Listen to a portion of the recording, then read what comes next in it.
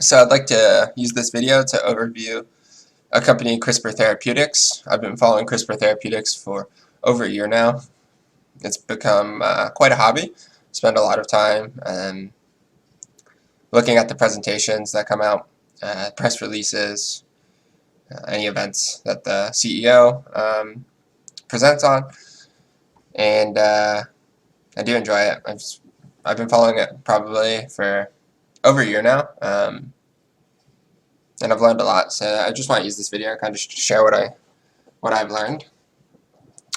But before we get into the company specifics, I think it's really good to give a little bit of a broad background about gene editing itself. So in the early 2000s, as you can see on this, and this is actually some research that I'm borrowing from ArcInvest, obviously a big proponent of gene editing, specifically CRISPR companies. They own a lot of CRISPR companies in their funds, and they put out one of these research PowerPoints every year. So I went down to the gene editing section of their report so I can maybe use some of their research to give you a little bit about a background about the space. So to start with, we have in the early 2000s, people were using zinc finger nucleases, and researchers making edits with zinc finger nucleases. You can see where they started making the first edits in human. You see the darker color here. Then the next thing was talons. After that, CRISPR-Cas9, also CRISPR-Cas12a were beginning to be used. And then you have the next gen CRISPR applications, base editing and prime editing.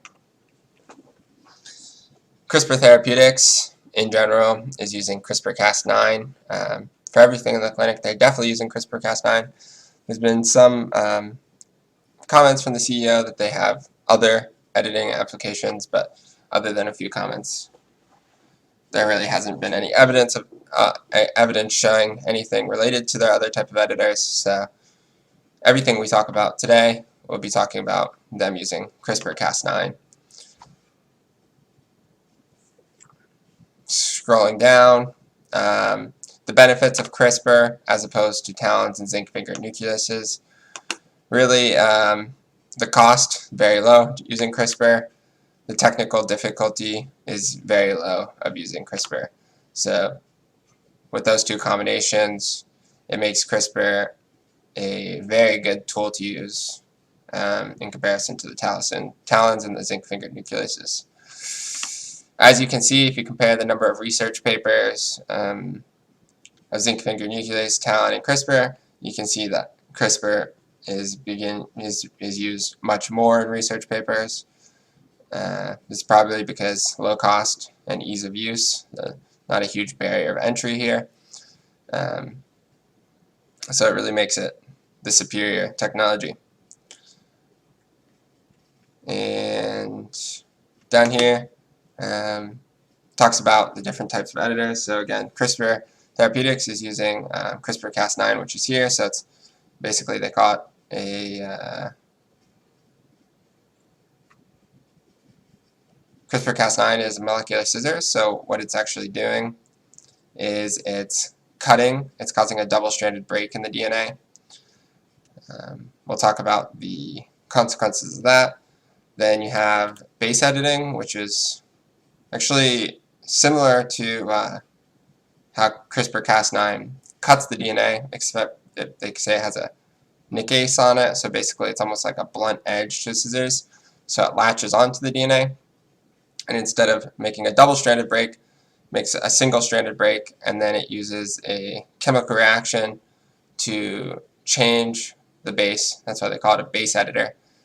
And then there's also prime editors, which there's no publicly traded company that's using prime editing. And you can see the clinical variance addressable that ArcInvest predicts. So you got the 48% for the molecular scissors, 59% for the base editor, and about 80% for prime editing. So this is the genetic diseases that are addressable. So now that we talked a little bit historically about the gene editing tools, some of the future gene editing tools, let's go ahead and talk about CRISPR Therapeutics, the company, and talk about their current pipeline. Before we jump into the specifics of their pipeline, let's just talk about their overall pipeline. So we have CTX001, which is by far their most mature program. And what CTX001 is it's being used to treat beta thalassemia and sickle cell disease with a disruption edit. It's important to point out that it is a disruption edit because there are some competitive advantages of using base editing as opposed to CRISPR-Cas9, but when it comes to a disruption edit, the competitive advantage of base editing over CRISPR-Cas9 isn't really that advantageous, but when it comes to other types of edits, then you start seeing a large advantage. There could still be argued an advantage of a disruption edit between a base editor and CRISPR-Cas9, which would be, well, when there's not a double-stranded break, the cell's less likely to undergo apoptosis. However, the more major advantages to base editing as opposed to CRISPR-Cas9 are not really applicable when it comes to a disruption edit. They have their immuno-oncology programs. They have CTX110, CTX120, and CTX130. All of these are allogenic CAR T cell-based programs. What allogenic means is basically the cells are coming from the same species, human, but not from the patient themselves. There are autologous-based CAR T FDA-approved therapies. However, autologous is very expensive because you have to take the cell, expensive and slow because you have to take the cell out of the patient, you have to edit those cells, and you have to put the cells back into the patient. So there's a treatment-based time where they take the cell out of the patient, there's a waiting period, they edit it, and they put it back into the patient. But allogenic is ready for the patient as soon as they want to treat because they call it the off-the-shelf CAR T programs where they have these allogenic-based products ready to go. And to make the allogenic CAR T cells work, they have to use these gene editing tools to edit the cells so they have somewhat stealth to the immune system, right? Because the immune system wants to kill foreign entities within the body, so they try to edit these cells to give them stealth so the immune system doesn't recognize them. And that kind of comes into play when we talk about the durabilities of these programs, because if the therapeutic doesn't have a good durability, then the response might be short-lived, which we can definitely talk about when we talk about these programs. What's actually interesting is CRISPR Therapeutics in the research setting has quite a bit going on in these programs. So they have a lot more editing targets they're going to make in the future, as well as they have natural killer cells in the pipeline with their partner Nakarta, and we'll talk about that when we get to there. And their next series pipeline is called VCTX210. This is in partnership with ViaCyte, and this one's really exciting. However, it's more of a moonshot than, for instance, CTX001. And I guess I should mention the immuno-oncology has, well, especially CTX110, which is the one that has most data out. That one also has a lot of competitors. We'll talk about that. But going down to VCTX210, this is a partnership with ViaCyte. ViaCyte makes these islet cells and insulin-producing islet cells for patients with diabetes, and they have a couple of ways of inserting them in the body. So one, they give the patient immunosuppressants so the body doesn't attack their cells. Two, they're trying to create this casing to protect the cells from the human body's immune system. And then 3, they have VCTX210, which is a partnership with Crispr to protect the cells. We'll definitely talk about that one.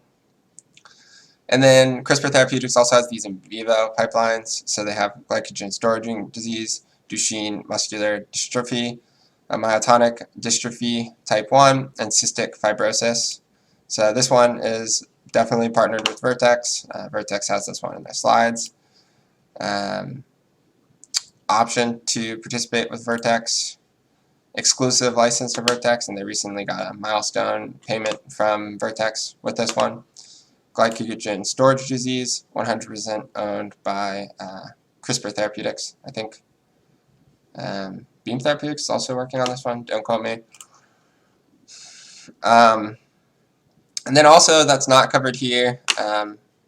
As I mentioned, they have the natural killer cells therapeutics with Nakarta. So if you went on Nakarta's website, you would definitely see Crispr's partnership with them there. They also have, which is not published here, but they have a couple of in vivo based liver approaches, which they're definitely behind Intellia on. And the CEO kind of mentioned that they didn't realize when they put this pipelines together, their strategy, they didn't realize how quick to market these in vivo applications would be successful. Well, it turns out the liver is really easy. So first of all, let's talk about ex vivo versus in vivo. The difficulties of in vivo versus ex vivo is in vivo you have to come up with an approach to actually deliver these editors to the cells, where ex vivo you take the cells out of the body. It's easy to deliver the cells to the editor because they're out of the body, so you don't have those obstacles and you don't have those issues with targeting the wrong thing. Well, in vivo was a little trickier to deliver the editors to. So what the Crispr Therapeutics didn't realize when they were putting the strategy together would be how fast we're going to be able to target these in vivo applications. And one of the ones that Intellia very much successfully targeted was the liver.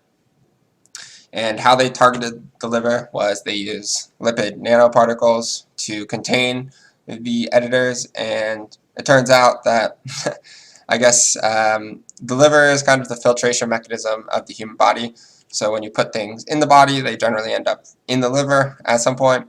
So they put them in the body, they end up in the liver, and the editors worked very well in the liver. So that's really, when it comes to liver diseases, I think this is really going to start picking up for the in vivo approaches to target the liver. So CRISPR Therapeutics is trying to get caught up in the liver space, and they're ramping up, and they said they will be shooting for in vivo approaches of the liver in the future. They've mentioned this at least on one event call. I'm thinking probably more than one from my memory.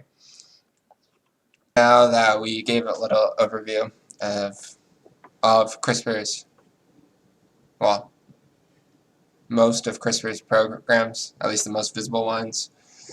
Let's now talk about the most mature one, CTX001. Actually got a new name now, Exacel, but let's call it CTX001 for now because that's what I have been calling it. And again, it's for the treatment of beta thalassemia and sickle cell disease. And I don't know if I mentioned, but the target for this is actually the fetal hemoglobin gene, which is not where the sickle cell mutation is. So when someone develops sickle cell, they have a point mutation. It's called the sickle cell mutation. And they're not actually targeting to correct that gene, but they're targeting to disrupt another gene, which is the fetal hemoglobin gene. And the reason they do this is because it's been researched and shown that there are these healthy people that have the sickle cell mutation. So the question was, well, why are these people healthy if they have the sickle cell mutation? Why aren't they having the symptoms of someone with sickle cell mutation? Well, these patients actually had another mutation. It just happened to be where they had the fetal hemoglobin mutation, and they had all this fetal hemoglobin in their blood, and they didn't have the symptoms of, the normal sickle cell mutation. Actually, they were very healthy. So CTX001, what they're doing here is they're targeting the fetal hemoglobin gene. They're disrupting that one, and they're basically turning it off. So when someone is young, they have fetal hemoglobin. When they get older, they have adult hemoglobin. The fetal hemoglobin starts producing. Well, what this edit does is it prevents the fetal hemoglobin. It reverses it, so the fetal hemoglobin turns back on. And let's look at what that actually does to the blood. So if you see here, they have the baseline. They have very little hemoglobin, fetal hemoglobin in their patients. They have a lot of adult hemoglobin, the darker color. They do the CTX001 infusion. So basically what they're doing for that is they're taking cells out of the human body. They're editing them with this fetal hemoglobin edit. They're conditioning the body with this thing called busulfan. Basically kills cells. It makes room for the new CTX001 edited cells. They put the cells back into the body, and then look what happens over time. And the fetal hemoglobin grows to a larger percent of the hemoglobin in the body, and the adult hemoglobin diminishes to less, and eventually the patients have mostly fetal hemoglobin, and what that does is basically causes them to be healthy and functionally cured. So let's go. This is kind of an older PowerPoint, so let's look at the latest and greatest data that was released today. Actually, yeah, it was today.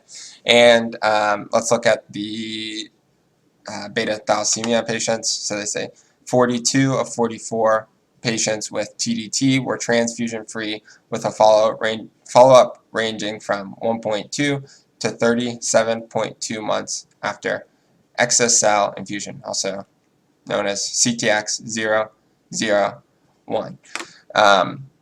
Now let's look at the data from the sickle cell disease. So all 31 patients with severe sickle cell disease characterized by recurrent vaso-occlusive crisis, VOCs is what they usually just call it, easier to say, with a mean of 3.9 VOCs per year over the prior 2 years, were free of VOCs after CTX001 infusion through duration of follow-up ranging from 2 to 32.3 months. And then let's talk about the safety. The safety was generally consistent with the conditioning with busulfan, which is often used for autologous stem cell transplants,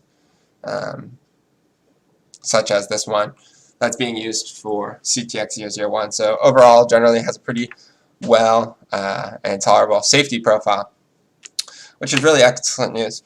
So given all of this excellent news, and I think, 75 patients treated so far with CTX001 and not enrolling any more patients, they will probably file, I think from what I've heard from the CEO and other presentations, for BLA before the end of 2022. So given all that, let's talk about their competitors.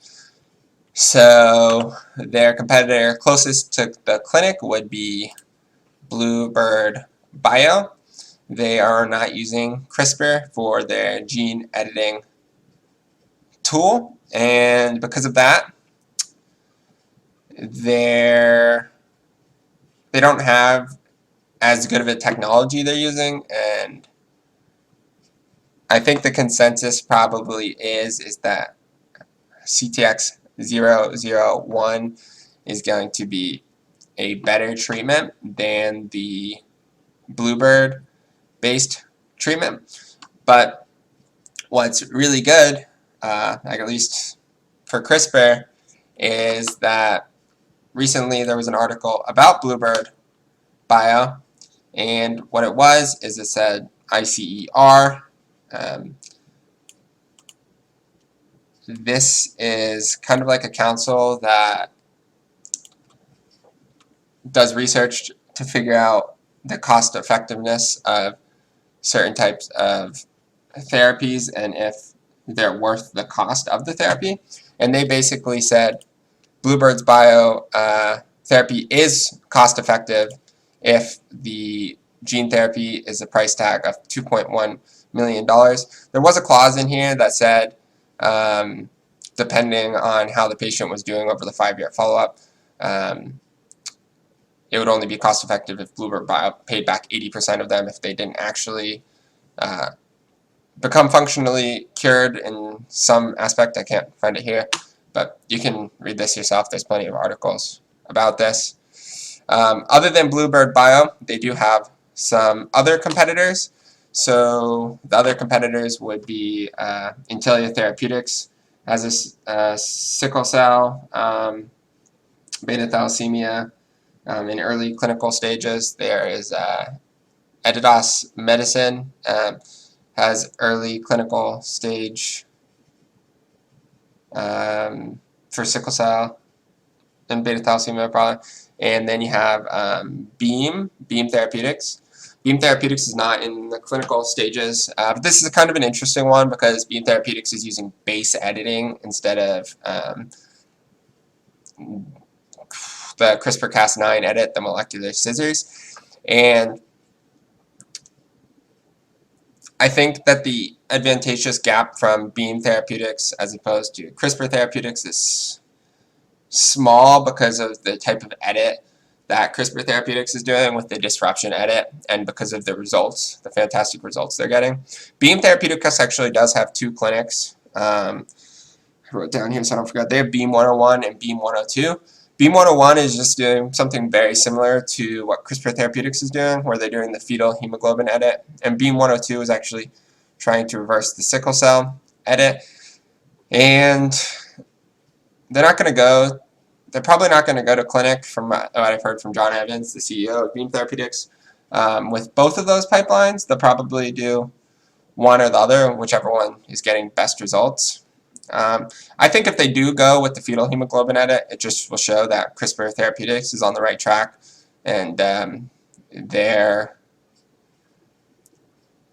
therapeutic is going to be probably the one that is superior for maybe quite a while. I think what's going to be the next stage would be the next company that can develop a better conditioning agent, and we'll talk about why that is. So let's look at the patient population for CTX001. So I guess I probably should have brought this up earlier, but CRISPR Therapeutics has a partner on the CTX001 pipeline, and that is a partner that is partnered with them on many pipelines.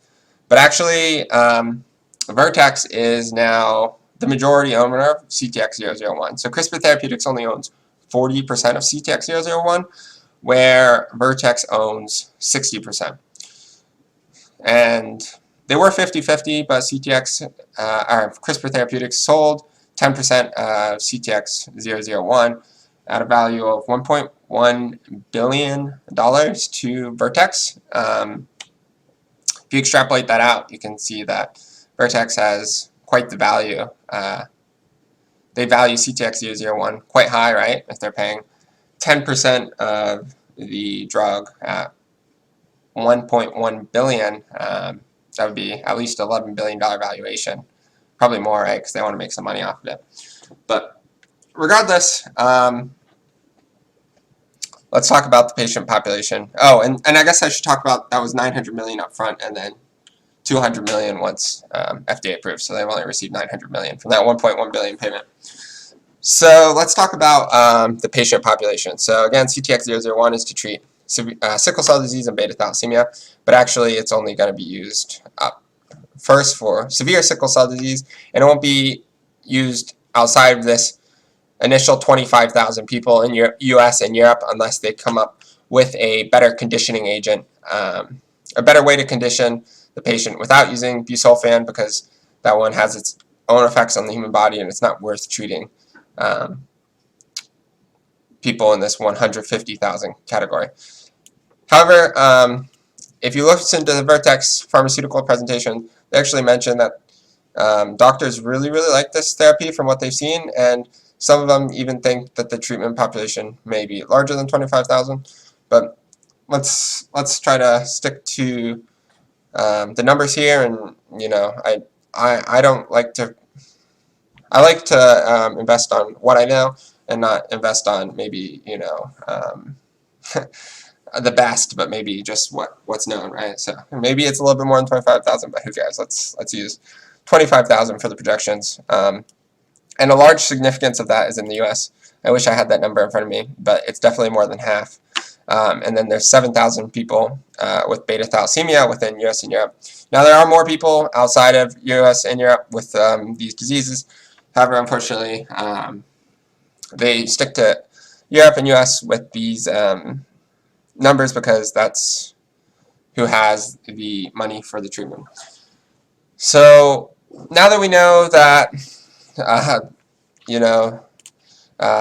Blueberry Bio's therapy was reviewed, and they said if it was priced at $2.1 million, it would be cost effective for the patient. That's taking into account how much normally that patient would have to pay over their life, for instance, in sickle cell disease, for all of their transfusions, their VOCs, and that they're going to have well, if we go to this next, I think they came out with one of the abstracts recently of Crispr Therapeutics, and it actually goes into the financials of this, but you can look at those yourself.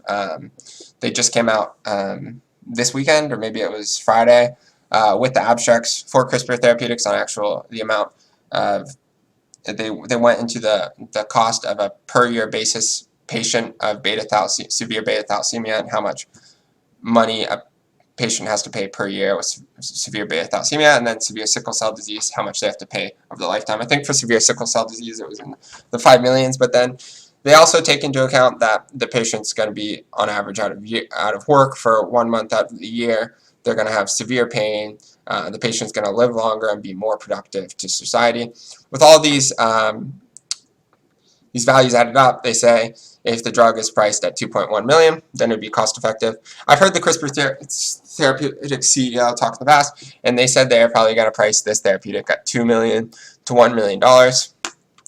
So you can start thinking, $2 million to $1 million drug for, this is 32,000 patients that treatable right off the bat. That becomes quite a large number, a multi-billion-dollar opportunity. And for the first year, once this is approved, the Crispr Therapeutics has already talked about it, but they have to train doctors, and so there are some doctors. I think the current treatments are being done in Nashville for the clinical trials, but they have to train doctors, so it's going to be a slow ramp up on patients being addressed.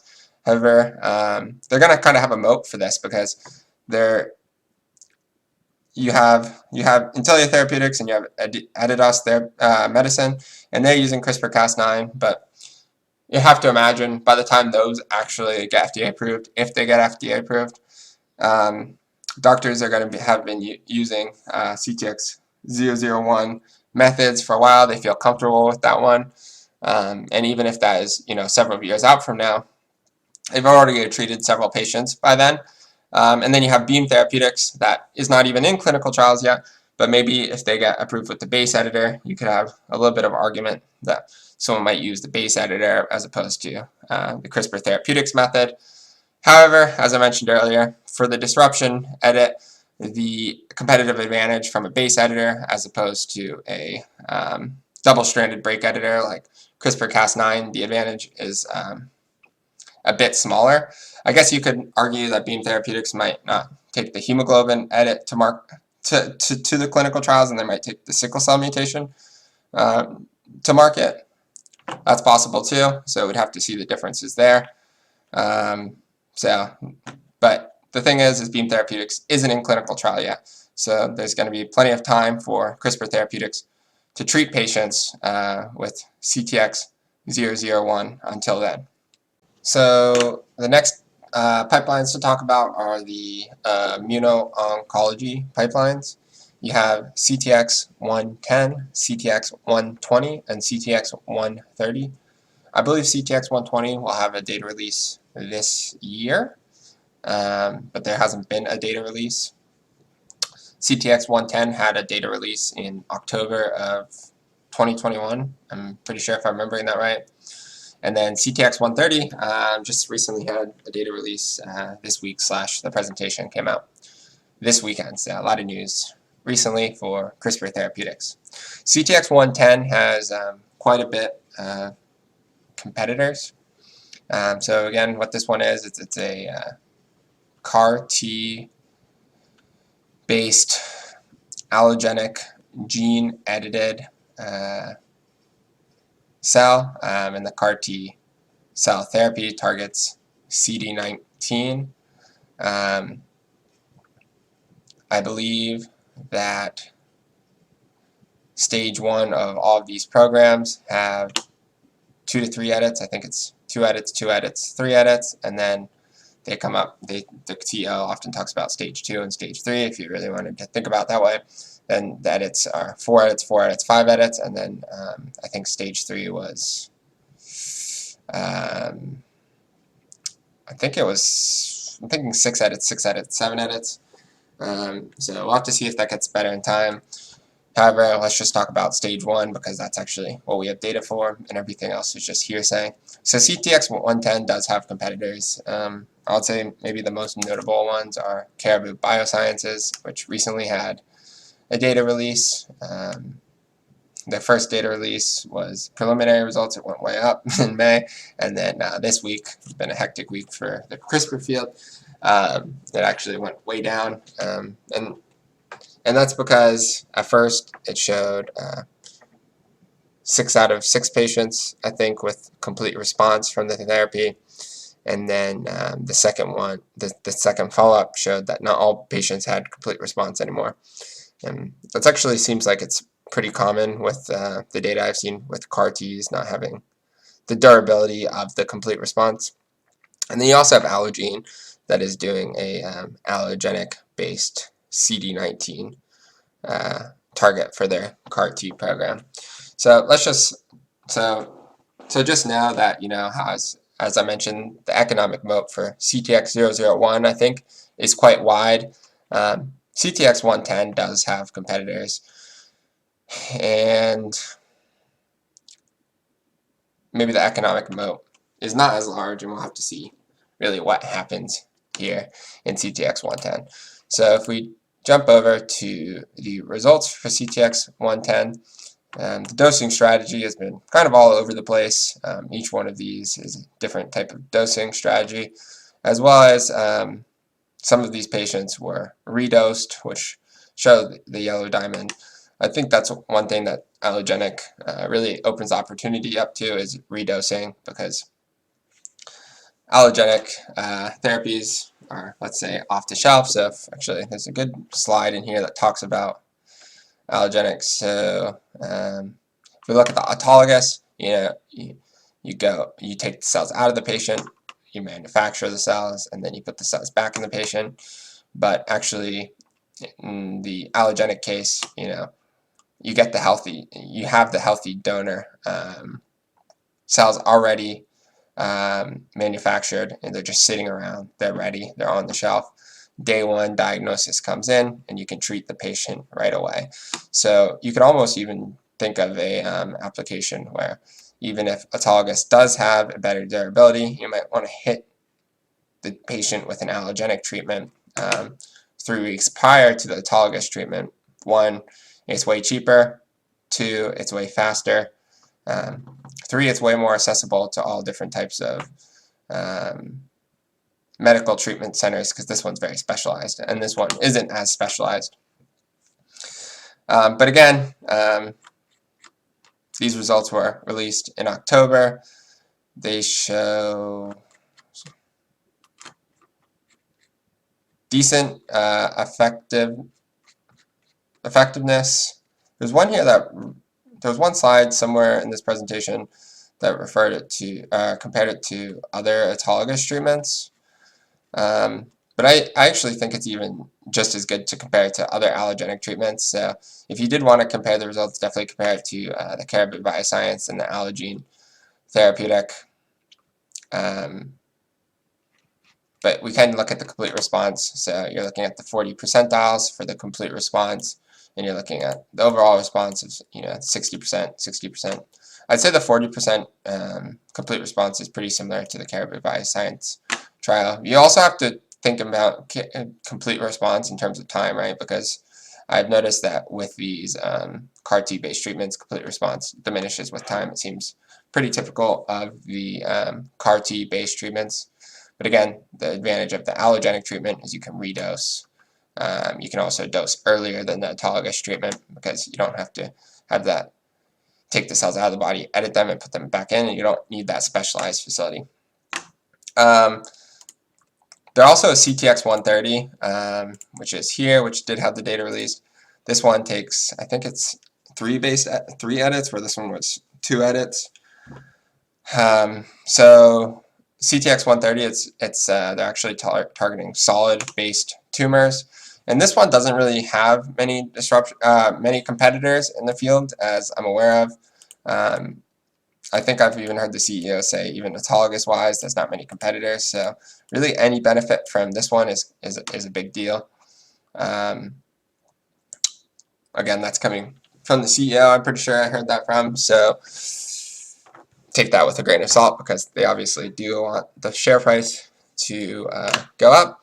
But they released a presentation this weekend. And you can see the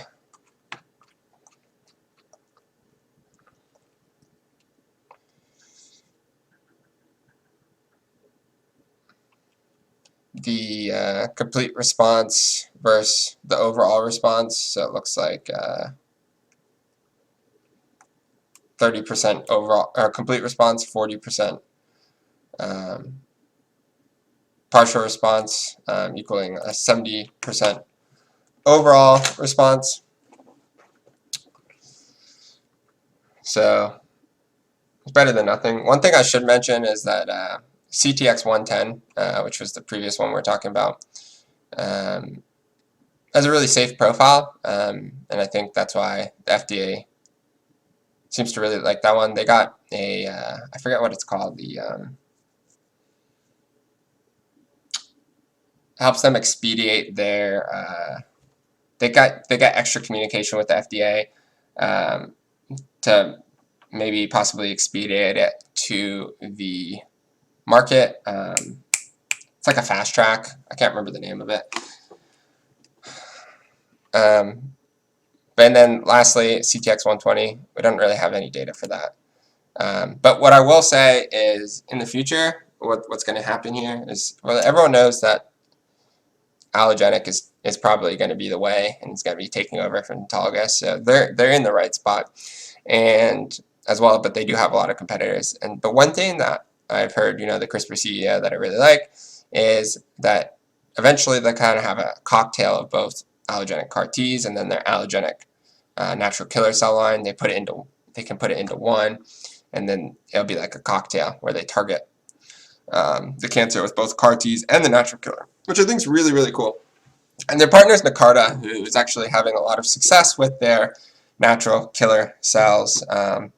They recently actually released data maybe a couple months ago, and they had really good data with their natural killer cells. So I think that's a fantastic partner for Crispr Therapeutics.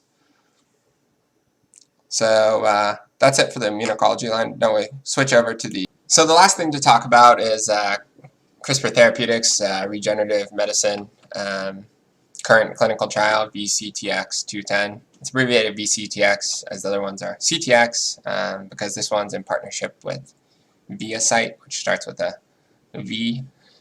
And what this one is, huge total addressable market, but also definitely lots of obstacles for this one.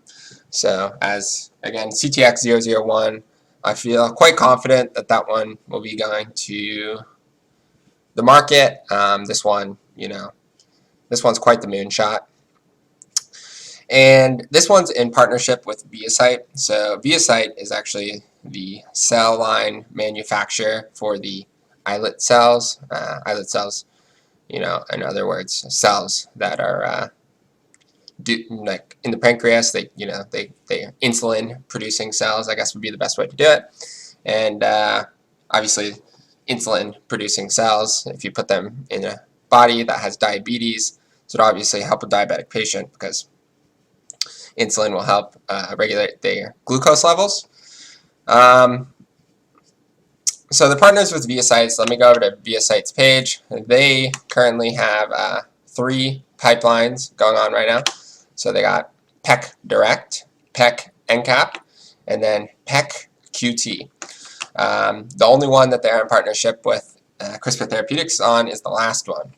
So what PEC Direct is they basically put this pouch on their, I guess to tell you how big it is, they put a quarter next to it. It's almost like similar size to a quarter, so it's not that large. It's longer than a quarter, but not probably about the same tall as. But anyways, it's not that big. It's a small pouch. They put it in the side waist area of a human. And the first one, they give the first trial, they're giving the patients long-term immunosuppression. So this way, the patient's immune system doesn't attack those cells. And then the potential is the vasculature of the human interacts with those islet cells, and then the islet cells, based on the glucose in the vasculature, will either produce insulin or not produce insulin to help regulate the glucose levels. And they do have some data with PEC Direct.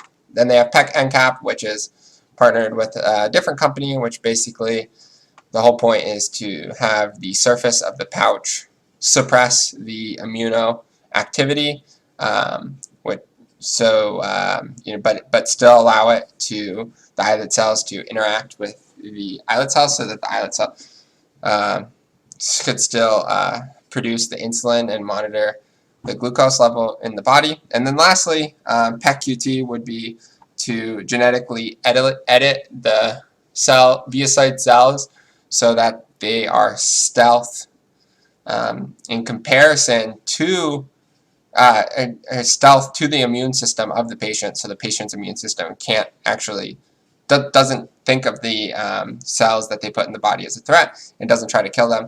So this way the cells could still interact with the vasculature and see the glucose levels and produce insulin in regards to that. However, one thing about this is their big competitor, which is weirdly enough one of Crispr Therapeutics' biggest partner, would be Vertex. So Vertex is also working in this area. They aren't putting the cells in like a pouch. They're just actually injecting the cells, and their cells actually end up in the patient's liver. Vertex cells, and they're actually right now how they're doing it is they're giving the patient immunosuppressants. Vertex cells are producing much higher levels of insulin than ViaCytes. ViaCytes isn't enough insulin for the patient to be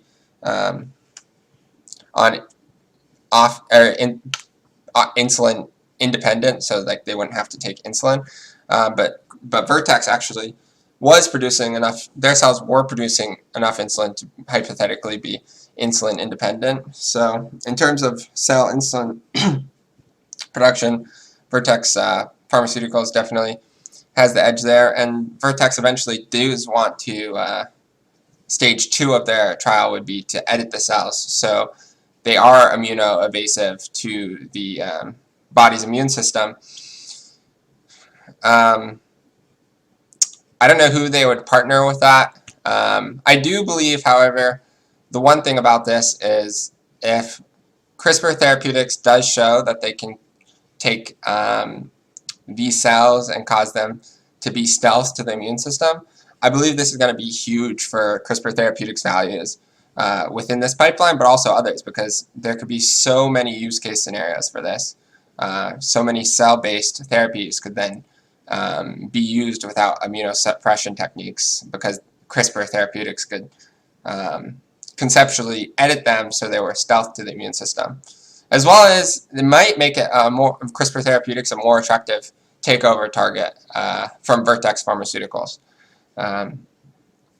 Because Vertex Pharmaceuticals is trying to acquire some companies. They did mention that in one of their probably Q4 earnings calls from last year, I think is what I heard of it. But yeah, so that's their regenerative line. I think closing remarks before we go. What's something that's really huge, really cool, what I'm really looking forward to is an upcoming event. It's called Innovation Day, and it's on June 21st for Crispr Therapeutics. And they're going to talk about a lot of their technology that's not currently in clinical trials. So unlike many of these other gene editing companies, such as especially Beam Therapeutics, Crispr Therapeutics doesn't really ever talk about their early research. I don't often hear them talk about their early research. Beam Therapeutics talks about their early research, it seems like quite a bit. And it's probably because Crispr Therapeutics has a lot more going on in the trials than Beam Therapeutics. Beam Therapeutics kind of has to talk about their early research more to keep their valuation appropriate. But Crispr Therapeutics on June 21st is going to be talking all about their early research from what I understand from the press release. So things I'm really interested in hearing is I want to hear about CRISPR Therapeutics base editor. I've heard the CEO talk about it. I want to actually hear about that. I wanted to hear about, I've heard him mention mini Cas9. So there's all these different types of delivery mechanisms to deliver in vivo editors, or deliver editors in vivo. And if the editor is smaller, it opens the possibility of more delivery mechanisms. And actually, like base editing and prime editing are bigger than Cas9. So when he mentioned mini Cas9, which would be smaller than Cas9, which is CRISPR Therapeutics using now, that would be definitely an advantage over some of the other companies. So I was quite interested when he heard that. I want to hear more about their cooperation with Nicarta and their natural killer cells. I would like to hear more about their stage 2 and stage 3 immuno-oncology program, the one with more edits. Maybe hear more about their edit accuracy when they're reaching those higher targets. They did have information in one of their presentations a while ago, and it seemed like their edit percentages was really high even when they were doing 8 targets. You can find that presentation in their last company yearly release. I think they put it out in like January or February of this year. But anyways, Innovation Day, June 21st, very exciting. Really looking forward to it.